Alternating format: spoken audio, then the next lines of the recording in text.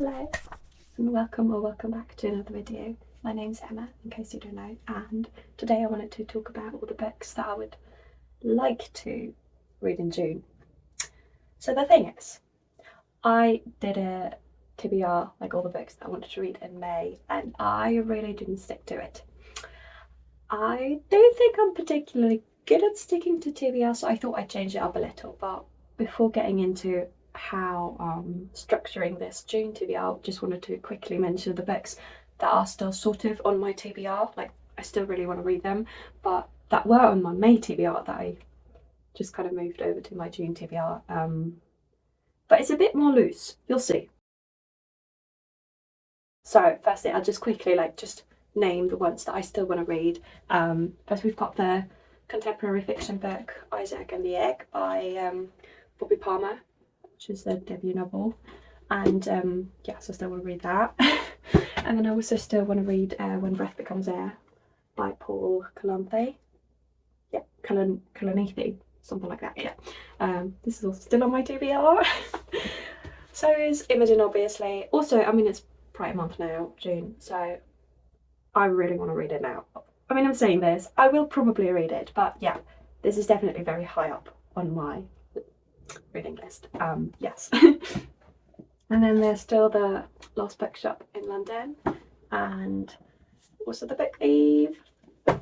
How to Kill Your Family is also still on my TBR, and so is the book that my Indian friend got me from India. What's it called again? Song of Draupadi is also very high up on my reading list. These are all the books that I still really need to read, but because I've noticed that I really can't stick to a TBR, if I just say what books I want to read, I thought I'd change it to the moods and pick some moods and the type of books that I feel like I will read when I'm in that mood. So I was firstly thinking of when I'm in a thriller mood, and when I need something fast paced to either get me out of a reading slump or when I just had a really bad book before and I need just something quick to, I don't know, hype me up again. And I've got two books for that type of mood, and the first one is My Sister the Serial Killer by Oinken Braithwaite. I'm probably butchering this name, but yeah, so I've heard really good things about this, and it just sounds really intriguing, so I thought this would probably be a really good one, and one that I will probably go for if I just need a fast-paced, thrillery kind of book. And so yeah, this is really high up on my reading list. I feel like the title says it all, but I'm still gonna quickly have a look. So just quickly, this is about Kareed, if that's how you pronounce her name, who is the sister of someone who has a tendency to get rid of her boyfriends in so-called self-defense, and obviously the protagonist loves her sister, so she never even thought about reporting it, because I feel like she's also not really sure what to do, and whether it's really right to tell the police, whether it's really something terribly wrong that, I mean, obviously murder's always wrong, but you know, if it's if there is some justification why she's doing it.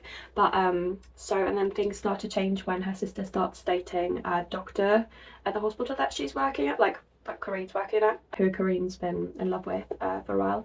So yeah, I think that's basically the blurb of the story, so I'm quite excited to get to this when I'm in a thriller mood. And then the other one that I feel like I'm going to pick when I need something a bit more fast-paced is The Midwinter Murder. I know this really isn't the right season because I'm in England and it's summer, but I recently got into Agatha Christie and I want to read more, and I found this at a charity shop and it just looks so cute. The cover, I just couldn't resist, so I think I will read this very soon, because also it feels like it's fairly short, and so that's probably a good one to get to when I need something fast-paced, thrillery, and yeah. Then the next mood category is when I need something a bit more escapism, fantasy kind of and I found this really, really cute book. I don't know anything about it, well, a little bit about it, not really. I love the cover and the title, and it's The Left-Handed Bookseller in London. Off London by Gareth Nix. And firstly, I'm left-handed, so that kind of drew me closer to the book. And then it's about books. So that's the second point why I wanted it. And then it's like a mix of fantasy, and it's set in London, one of my favourite cities, and yeah, so, and then there's also, yeah, so the protagonist is Merlin, a left-handed bookseller, and then there's like some fantasy bits, and it's like an alternate London in, yeah, the late 20th century, and I don't really know what the story is about, but I just thought the setting and yeah, the setting and just the way it's structured with left-handed and right-handed bookseller sounds really interesting, and yeah, love the idea. So I feel like I'm gonna get to this when I'm in an escapism fantasy kind of mood. Yeah. Then the next two categories are more like the romancy type. I feel like I'm gonna read a lot. I've got a plan, an idea for a romancy type of video.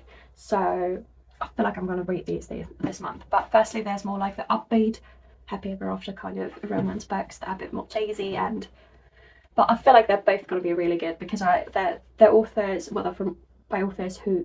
Oh my god. They're from authors from whom I've read books before, and I've just really loved these authors. So the first one is Talia Hibbert's At Your Age, Eve Brown. And I read Chloe Brown, what's it called again? It's on my bookshelf there somewhere. Something with Chloe Brown. Where is it? Oh, come on. It's there somewhere. I know it's up there. Or is it down here? Oh yeah, Get a Life, Chloe Brown. I have too many books. I started stacking books on my table because I've run out of shelf space. Anyway, not the point. Point being, I really love Talia Hibbert, and I just love her presentation of like different types of body types and cultures and everything, and how that's not stressed. Like that's not the point of the book. It's just she creates these really diverse characters without stressing it, so it just feels really natural, and I really love that. And At Your Age, Eve Brown just sounds really cute, and because it's about Eve, who is still living at home, and then she kind of, a B&B owner breaks his arm and needs help to run the B&B. Yeah, so Eve kind of offers to help, and Jacob doesn't really want her to help because they're kind of nemesis, but obviously then things start to progress, and yeah, I just feel like this is going to be a really cute one. And as you can see, it's also from a charity shop. At least the books that I purchase aren't that expensive, but I do purchase a lot. Too much. Yeah, so the other kind of like feel-good romance that I feel like I'm going to read this month, also because it sounds really summery, is 30 Days in Paris by Veronica Henry, and I just really love Veronica Henry's writing. I've read 2 books by her so far, How to Find Love in a Bookshop and Something with a Pup, The Impulse Purchase, which I read recently, and I don't know why, but it hit me really hard. I cried. And it was, but in a good way, because it was so sweet and cute, and yeah, so I feel like I really want to read another book by her, and this came out in February. This is a proofread copy, so I got it for free, which is really nice. But yeah, so this only came out this year, and I love Paris and love a good romance, so I feel like, I don't really know what it's about, to be fair, but I'm fairly sure that I'm going to like it, and I feel like I'm going to read it this month, so it's going on my mood TBR. Yeah. And then the next romancy category is a bit more like a heavy and deeper romance type of books that aren't necessarily like happy ever after and cheerful and very uplifting, but that are just really, I guess, more yeah, I guess a bit more deep and very romantic, and yeah, so I think I've mentioned before that I just absolutely love Cecilia Ahern's writing, and I've read I think 3 books by her so far, and I've got 3 more books on my bookshelf that I still need to read, and one of them is P.S. I Love You. You might have seen the movie. I haven't actually. I still need to watch the movie, but since I really, really love her writing, I just want to read the book first, and I feel like it's going to be heartbreaking and beautiful because it's about a woman who lost her, was it husband or boyfriend? Well, childhood sweetheart, and blah blah blah. Don't know if they were married, but he passes away and leaves notes for Holly, the protagonist, for her to open each month, and I just love the way it sounds, and I think it's gonna be heartbreaking but beautiful, and yeah, very, very romancy and like the ultimate love story. I think when I need that, then I'm gonna read it. Yeah. So then I've got, I think, three more moods, and one is if I'm feeling very down, then I think I need something a bit more comforting, and I love Matt Haig. I feel like I mention him in every video. I just really love him so much. So, and he wrote this book called Reasons to Stay Alive, which is non-fiction as far as I know, and I feel like if I'm feeling a bit down this month, then I might read this, because I don't know, I've just been waiting for the perfect mood to read this book. It's been on my shelf for like 4 months, and yeah, so I don't know if I'll be in the mood, but I hope. Well, I don't hope that I'll feel sad and comforting, but I just really want to read the book, but only if I'm in the right type of, yeah, attitude, I guess. So this is like a self-help, mental health kind of book, and yeah, it's more of a memoir. I hope that I'll get to it this month for when I need, yeah, if I'm in a mood when I need comforting. Yes. And then the next kind of mood category is if I'm in a mood for non-fiction, which I'm sometimes, not always, but yeah, if I want something that's just a bit less, I guess, fairy tale-esque or a bit more realistic, and I want something more like a memoir, then I think I'm gonna read I'm Glad My Mum Died by Jeanette McCurdy. I mean, this is just one of those books that everyone's just been talking about, and I haven't literally heard a single bad thing about this book, and I'm just really intrigued. I know that there's some trigger warnings in there, so I think I need to wait for the right time to read it, but I think I might be ready to read it now, and if I'm feeling like a non-fiction book this month, then I definitely want to read this one. So in this book, as far as I know, Jeanette McCurdy talks about her toxic relationship with her mum, and how her mum kind of dictated her life, like from when she was a child actress for Disney. But I loved iCarly growing up. Haven't really watched Sam and Cat, but so it's about her life growing up and what it was like with her mum, who is quite abusive, and also she talks about how her mum contributed to Jeanette developing an eating disorder, and yeah, so I think this is going to be, I don't know, I've heard that it's really heavy but at the same time really funny, so yeah, I really want to read it. And yeah, I don't like the cover. I don't know why they chose this yellow colour, like why this yellow shade. It looks a bit like piss, but anyway, so cover's not my type of thing, but that's fine. I mean, I like the middle bit, I just wish they'd chosen a different colour. So then the last category for my different types of reading moods is when I'm feeling a bit more, I guess, classy, when I want to read something a bit more educating. Then I've got 2 books that I want to get to this month, and these are more like the classics. Well, one of them is a poetry collection. It's a Croatian poetry collection by, I'm going to butcher this name, Dragutin Todijanovic. Yes, I found this at Oxfam, and I just thought it sounded really interesting. And what I really loved is that, like, it's got the original text and then the English translation, and I just have a thing for poetry, and I don't read enough international poetry and poetry that's been translated, or so yeah, I really want to read it this month, and poetry just feels a bit more highbrow, so that's why I put it in the mood category for when I want something a bit more classy, I guess. I think this is actually fairly new though. Oh, it's got a dedication. Someone gave it as a present. I found it at a charity shop. Like most of these books. All of these books? Oh my god, all of these books are from a charity shop. That's amazing.